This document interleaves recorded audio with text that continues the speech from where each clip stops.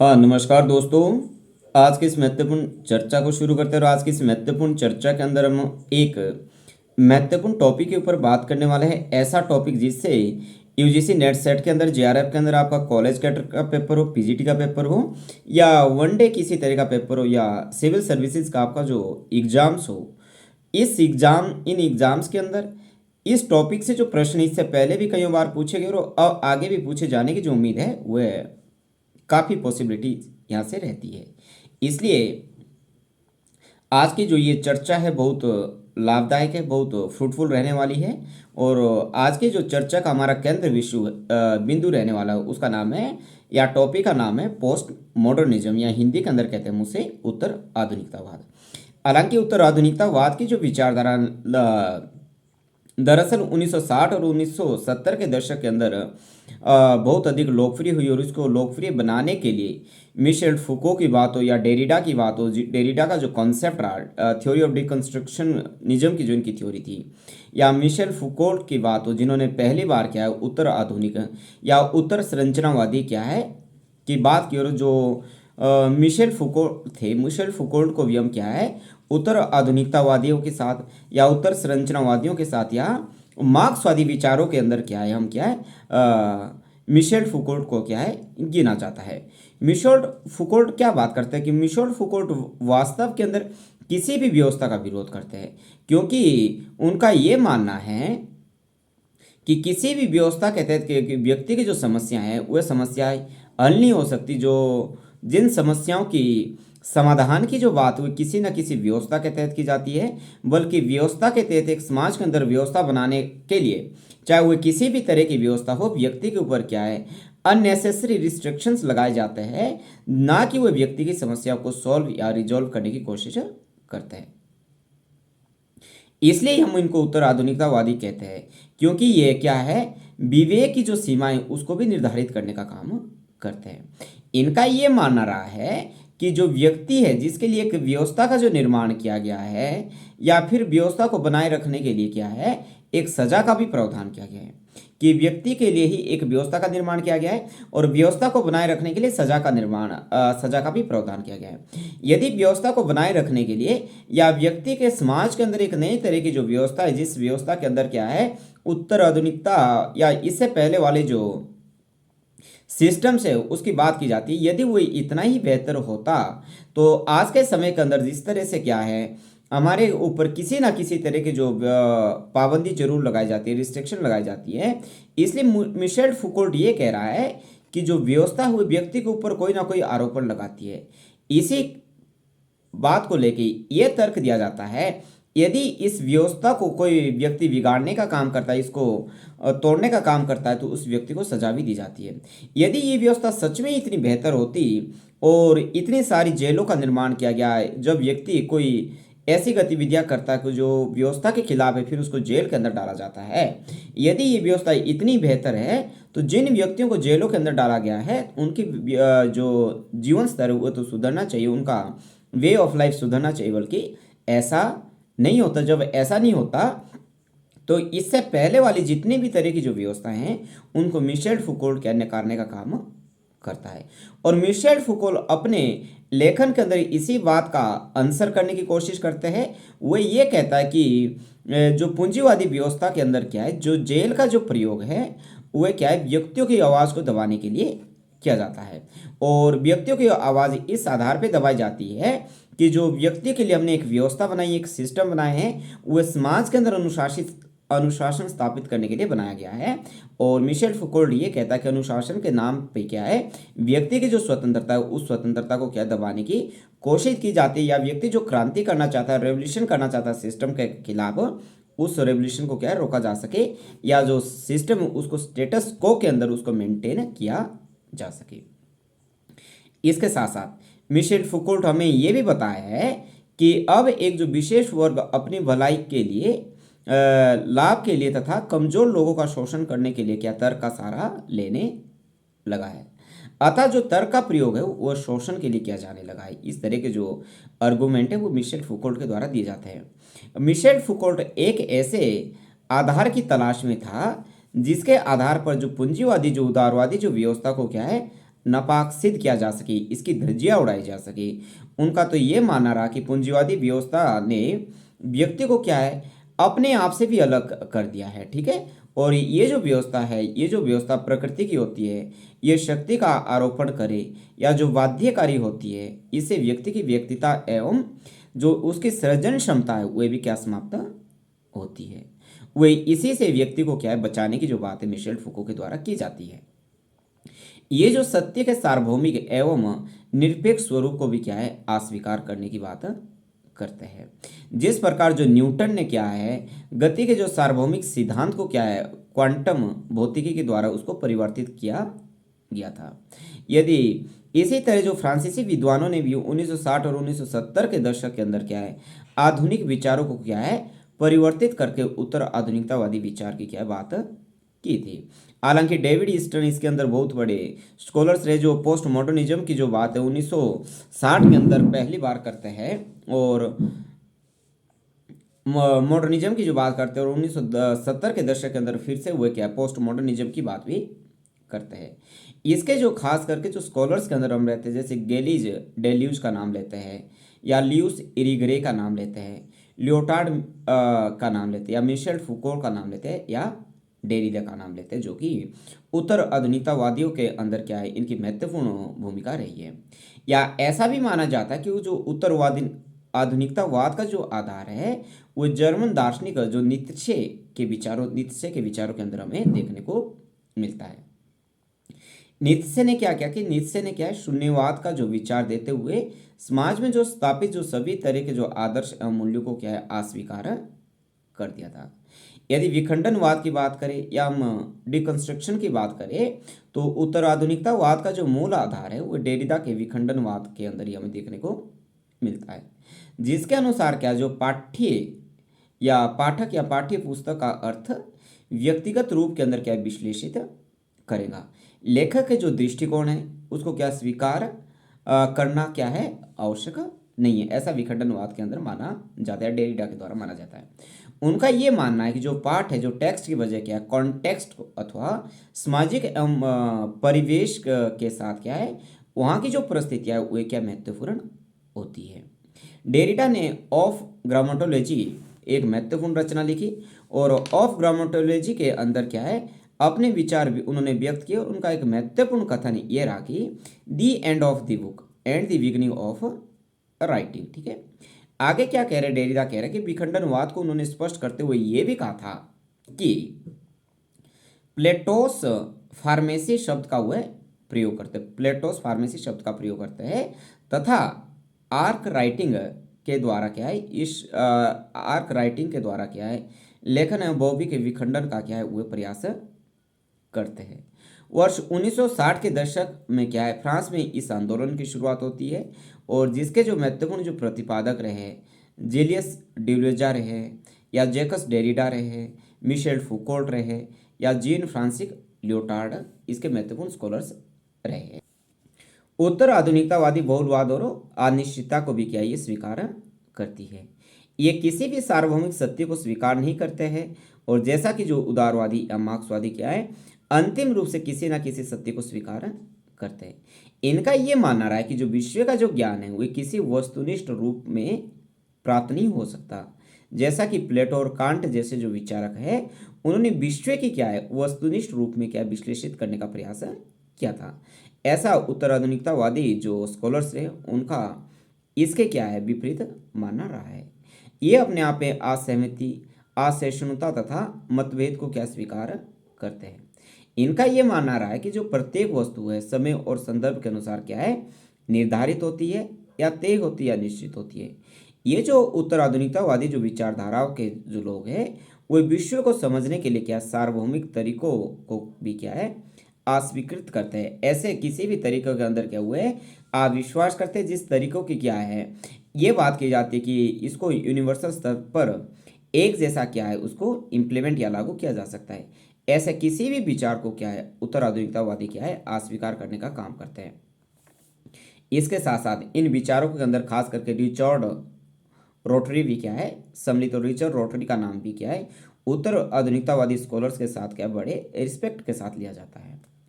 आधुनिक जो उदारवादी जो विचारक है वे अपने विचारों को क्या है सार्वभौमिक मानते हैं तथा एकमात्र जो सत्य इनका लक्ष्य इनका रहता है सत्य का वह दावा करते हैं। और इसके अतिरिक्त क्या है ये अपने विचारों को क्या है वैज्ञानिक तथा वस्तुनिष्ठ रूप के अंदर भी प्रस्तुत करते हैं। ठीक है। उत्तर आधुनिक जो उदारवादी विचारकों का ये मानना है कि उनके जो विचार है वो अपने आप में क्या है निरपेक्ष है, परंतु जो उत्तर आधुनिक जो विचारधारा है वह उपरोक्त इन्हीं सभी बातों का क्या खंडन करने का काम करते हैं। इस विचारधारा का तो ये मानना है जो ज्ञान है वह सार्वभौमिक नहीं है बल्कि विखंडित होता है, ये क्या टुकड़ों के अंदर विभाजित होता है तथा समाज व क्या है संस्कृति पर क्या ये आधारित होते हैं और प्रत्येक जो विचार है वह क्या निरपेक्ष होता है। उत्तर आधुनिकतावादी विचारकों के अनुसार क्या है जो ज्ञान है वह पूर्ण सत्य नहीं बल्कि ज्ञान उस व्यक्ति पर क्या है निर्भर है जो व्यक्ति के बारे में क्या है सोच रहा हो तथा उसे देख रहा हो। अतः जो उत्तर आधुनिकतावादी ज्ञान को क्या है वस्तुनिष्ठ नहीं बल्कि आत्मनिष्ठ क्या है मानते हैं। मिशेल फुकोल्ट की बात करें तो मिशेल फुकोल्ट का इस विचार का वह या इस विचारधारा का वो समर्थन करते हैं कि मिशेल फुकोल्ट ने क्या है जो राजनीति विज्ञान के अंदर जो प्रचलित शक्ति जो मान्यताओं को भी क्या उन्होंने अस्वीकार किया था, उसको मानने से इनकार किया था। इनका ये मानना रहा कि शक्ति ना तो राज्य के अंदर निहित होती है और ना ही किसी वर्ग में निहित है बल्कि ये समूचे समाज के अंदर क्या बिखरी हुई है। जैसे शरीर के अंदर कोशिकाएं होती है तथा या अर्थात शक्ति का भी कोई क्या है अपने आप में कोई केंद्र बिंदु नहीं होता है, ऐसा मिशेल फुकोल्ट का मानना रहा है। फुकोल्ट तो ये कहते हैं कि आधुनिक समाज के अंदर जो अस्पताल है जेल है विश्वविद्यालय जैसे माध्यमों से क्या व्यक्ति के अंदर क्या है अनुशासन का निर्माण किया जाता है, इसलिए ना केवल जो ये शक्तियाँ हैं ये बिखरी होती है अपितु ये अपने आप में क्या उत्पादक भी होती है। फुकोल्ट क्या कह रहे हैं कि ज्ञान ही शक्ति है।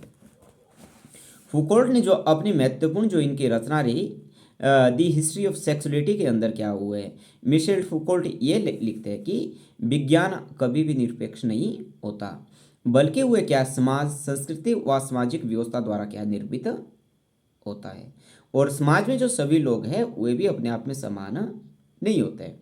इसलिए समाज में प्रयोग की जाने वाली भाषा भी क्या शक्ति संबंधों को क्या परिभाषित करने का काम करती है। इन्हीं जो शक्ति संबंधों से क्या है कि व्यक्ति की जो लैंगिकता का भी ज्ञान होता है। यहाँ हमें ये जो बात है महत्वपूर्ण है या बहुत उल्लेखनीय है कि जो ज्ञान से ही जो छात्रों के अंदर मरीजों और खिलाड़ियों के अंदर क्या है अनुशासन पैदा किया जा सकता है। और फुकोल्ट तो ये भी कह रहे कि व्यक्ति को अपने शरीर का क्या ज्ञान होने पर ही जोनोलॉजी ऑफ पावर शक्ति प्राप्त होती है तथा वर्तमान के अंदर क्या जो शक्तियां हैं वे सरकार गवर्नमेंट से नहीं बल्कि शासन गवर्नमेंट से प्राप्त होती है, जिसके द्वारा जो क्या है जो सरकार है विभिन्न प्रकार से क्या है व्यक्तियों की पहचान का क्या निर्माण करती है, जैसे आधार कार्ड की बात हो पासपोर्ट की बात हो या अन्य तरह की कोई आइडेंटिटी की बात हो। जिसके कारण क्या मिशेल फुकोल्ट ने क्या है शक्ति को ज्ञान के रूप में परिभाषित किया है और उनका ये मानना रहा है कि उन्होंने जो जैविक शक्ति है बायो पावर की जो नाम दिया जिससे ये क्या है प्रदर्शित होता है कि जो शक्ति है ज्ञान जो शक्ति संबंध है ही क्या है ज्ञान पैदा करने का काम करता है और शक्ति का कोई अपने आप में कोई केंद्र बिंदु नहीं होता और शक्तियाँ क्या है समाज के अंदर बिखरी होती रहती है, इनका जो प्रभाव है वो नीचे की तरफ होता है, इसलिए जो कोशिकाएं हैं नीचे से ऊपर की ओर क्या है जाती है। फुकोल्ट का ये मानना रहा कि समाज में जहाँ भी शक्ति का प्रयोग होगा उसका प्रतिरोध होना भी अपने आप में क्या है स्वाभाविक है, ऐसा मिशेल फुकोल्ट का मानना रहा है। उत्तर जो आधुनिकतावादी जो विचारक है वह पाठक ये निर्धारित करेगा कि लेखक या लेखन का अभिप्राय क्या है, ये महत्वपूर्ण टर्म यहाँ पे है, ना कि क्या लेखक ये निर्धारित करेगा कि जो पाठक है उसे किस प्रकार से पढ़ेगा या जो पाठक है वह किस तरह से इस पुस्तक का क्या अध्ययन करेगा। जो उत्तर आधुनिकतावादी इस बात पर भी जोर देते हैं कि जो प्रत्येक व्यक्ति का जो दृष्टिकोण है उसके जो सामाजिक है सांस्कृतिक है परिप्रेक्ष्य से क्या है निर्धारित होता है। ठीक है, इसलिए ये सत्य का जो दृष्टिकोण है वह भी विखंडनवाद के अंदर रहता है, डिकंस्ट्रक्शनिज्म के अंदर रहता है। मेरा सत्य कुछ अलग हो सकता है, आपके सत्य देखने का जो नजरिया है कुछ अलग किस्म का हो सकता है, या किसी तीसरे व्यक्ति के जो सत्य का जो नजरिया वो किसी अलग तरह का हो सकता है। ऐसा क्या उत्तर आधुनिकतावादियों का मानना रहा है। और ये जिस कारण क्या जो उत्तर आधुनिकतावादी क्या है वे ज्ञान की निरपेक्षता और सार्वभौमिकता को भी क्या है अस्वीकार करने का काम करते हैं और इसे विखंडित और सापेक्ष मानते हैं। इसके साथ जो उत्तर आधुनिकतावादी क्या है जो विसंरचनावाद को भी क्या है अस्वीकार करता है। और विसंरचनावाद का जो सिद्धांत है जैक्स डेरिडा के द्वारा दिया गया था। और विसंरचनावाद का ये मानना रहा है कि जो अवधारणाएं हैं, जो विचार सिद्धांत है तथा पूर्वानुमान क्या है पुनर्संरचित किए जा सकते हैं। जैसे शब्दों को परिवर्तित जो करके क्या है रचना को भी परिवर्तित किया जा सकता है। उत्तर आधुनिकतावादी क्या है जो मेटा नैरेटिव्स की बात करता है, नैरेटिव को क्या स्वीकार नहीं करता है। मेटा जो नैरेटिव है वो किसी भी विशेष अंतिम जो विशेष ज्ञान की वैधता को क्या स्वीकार करता है। यह सार्वभौमिकता या अंतिम स्वीकार को स्वीकार नहीं करता है। इनका ये मानना रहता है कि जो समस्त जो संसार क्या है निश्चित उद्देश्यों के द्वारा ही संचालित हो रहा है। इस सिद्धांत की जो व्याख्या जो सबसे पहले क्या जीन फ्रांकोइस लियोटार्ड के द्वारा की गई है। और इनकी जो महत्वपूर्ण बुक जो रही थी जीन फ्रांकोइस लियोटार्ड की, जिसका नाम था कि the post modern conditions R report of knowledge. ये जो बुक इनकी 1979 के अंदर क्या पब्लिश होती है। और उत्तर आधुनिकतावादी जो बहुल नैरेटिव को भी क्या स्वीकार करते हैं। यदि मिशेल फुकोल्ट की महत्वपूर्ण रचनाओं की हम बात करें तो मिशेल फुकोल्ट की जो महत्वपूर्ण रचना थी मैडनेस एंड सिविलाइजेशन, ये बुक इनकी 1961 के अंदर पब्लिश होती है। द ऑर्डर ऑफ थिंग्स, ये बुक इनकी 1966 के अंदर पब्लिश होती है। डिसिप्लिन एंड पुनिश, ये जो बुक इनकी 1975 के अंदर पब्लिश होती है। द हिस्ट्री ऑफ सेक्सुअलिटी, ये बुक इनकी 1976 के अंदर पब्लिश होती है। आर्कोलॉजी एंड जियोनोलॉजी की भी क्या मिशेल फुकोल्ट के द्वारा बात की गई है। इसके साथ साथ क्या है मिशेल फुकोल्ट ने क्या है इनके जो विचार का जो केंद्र बिंदु ये रहा कि ज्ञान ही शक्ति है। और ज्ञान की व्याख्या के लिए हुए क्या है दी आर्कोलॉजी ऑफ नॉलेज शब्द का प्रयोग करते हैं, जिनका ये मानना रहा है कि जो शक्ति से ही ज्ञान का क्या निर्माण होता है तथा जो शक्ति है वह सामाजिक संबंधों से क्या विद्यमान होती है। उनका ये मानना रहा कि ऑर्डर ऑफ जो थिंग्स का अभिप्राय यह है कि भाषा व्याकरण द्वारा नहीं अपितु पाठक की चेतना एवं शक्ति संबंधों के द्वारा क्या निर्धारित होती है। द हिस्ट्री ऑफ सेक्सुअलिटी 1976 तथा डिसिप्लिन एंड पुनिश 1975 के अंतर्गत क्या है फुकोल्ट ने यह भी कहा था कि आधुनिक युग में क्या व्यक्ति के व्यवहार को नियंत्रित करने के लिए क्या है जेल और चिकित्सालयों का क्या प्रयोग किया जाता है। इसके साथ साथ व्यक्ति के जो व्यवहार है व्यक्ति के व्यवहार को भी नियंत्रित करने के लिए दंड अथवा भय का प्रयोग नहीं किया जाता है, ये इनका मानना रहा है। और जो समाज है समाज क्या है शक्ति संबंध से ही उसकी पहचान बनाते हैं। उनका ये मानना रहा है कि जो शक्तियाँ हैं वह समाज से क्या है कैपिलरी की तरह फैली हुई है तथा ये समूचे समाज के अंदर क्या है बिखरी हुई रहती है, ऐसा मिशेल फुकोल्ट का भी मानना रहा है। इसके साथ साथ वे सरकार के बजाय क्या है गवर्नमेंट के बजाय क्या है सरकार व्यक्तियों की जो पहचान के लिए क्या निर्मित होती है, ऐसा इनका मानना रहा है। और प्रत्येक शक्ति में क्या प्रतिरोध भी विद्यमान होता है तथा जो शक्तियां हैं ये क्या है ऊपर से नीचे जाती है। मेटा नैरेटिव्स का जो खंडन करते हैं, मेटा नैरेटिव्स के अंदर क्या है लियोटार्ड का जो ये मानना रहा कि जो आधुनिक युग के अंदर क्या है जो सार्वभौमिक मान्यताओं का क्या निर्माण हुआ है जो कि अपने आप में तकनीकी वैज्ञानिक वर्चस्व का भी परिणाम रहा है। भाषाई प्रभुत्व की इस दौर को उन्होंने क्या लैंग्वेज गेम का नाम दिया है। और भविष्य में क्या सूचनाओं एवं तकनीकी की प्राप्ति के लिए क्या है संघर्ष होगा, ऐसा इनका मानना रहा है। उनका ये मानना रहा कि जो कंप्यूटर है वह आर्टिफिशियल इंटेलिजेंस के वर्तमान दौर के अंदर क्या है जो विचारों को क्या है वस्तुनिष्ठ बनाने की होड़ में लगे हुए हैं, जो कि अपने आप में मूलतः क्या है, आत्मनिष्ठ रहते हैं। ये ऐसी चर्चा थी आज की। इस चर्चा के अंदर क्या है, उन पहलुओं को हमने कवर करने की कोशिश की जो परीक्षा के लिहाज से अति महत्वपूर्ण रहते हैं। अब अंतिम चर्चा के अंदर क्या हम ऐसे बहुत से महत्वपूर्ण स्कॉलर्स और उनकी रचनाओं की बात कर लेते हैं जो कि परीक्षा के लिहाज से हमारे लिए महत्वपूर्ण है।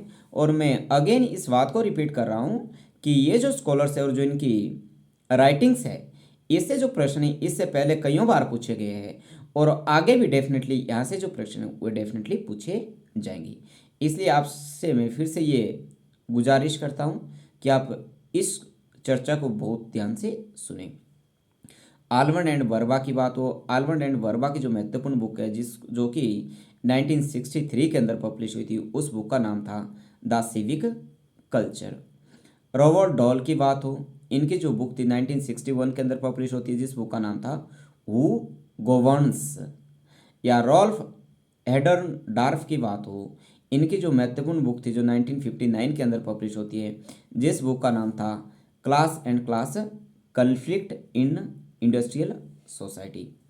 कार्ल ड्यूज की बात हो, इनकी जो महत्वपूर्ण बुक जो 1963 के अंदर पब्लिश होती है, जिस बुक का नाम था the nerves of government models of political communication and control के नाम से। एंथनी डाउन्स की बात हो, एंथनी डाउन्स की महत्वपूर्ण बुक जो 1957 के अंदर पब्लिश होती है, उस बुक का नाम था an economic theory of democracy. David Easton की बात हो, जिनकी बुक महत्वपूर्ण 1965 के अंदर पब्लिश होती है, उस बुक का नाम था a system of analysis of political life. Samuel P Huntington की बात हो, इनकी जो महत्वपूर्ण बुक जो 1968 के अंदर पब्लिश होती है, जिस बुक का नाम था political order in changing societies के नाम से ये जो बुक है वो पब्लिश होती है। बी ओ की जूनियर की बात हो, इनकी जो महत्वपूर्ण बुक जो 1936 या 1960 के अंदर पब्लिश होती है, दशक के अंदर पब्लिश होती है, जिस बुक का नाम था the responsible electoral rationality in presidential voting. लेने की बात हो, इनकी जो महत्वपूर्ण बुक थी पॉलिटिकल आइडियोलॉजी के नाम से थी। चार्ल्स एडवर्ड लिडवम की बात हुई, इनकी जो महत्वपूर्ण बुक थी द इंटेलिजेंस ऑफ डेमोक्रेसी थी, जो 1965 के अंदर पब्लिश होती है।